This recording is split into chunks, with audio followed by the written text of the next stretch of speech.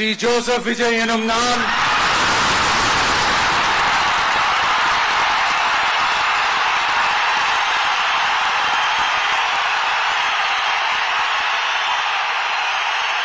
சட்டப்படி அமைக்கப்பெற்ற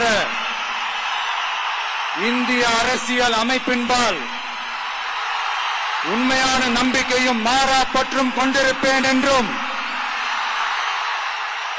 இந்திய நாட்டின் ஒப்பில்லாத முழு முதல் ஆட்சியையும் ஒருமையையும் நிலை நிறுத்துவேன் என்றும் தமிழ்நாட்டு அரசின் முதலமைச்சராக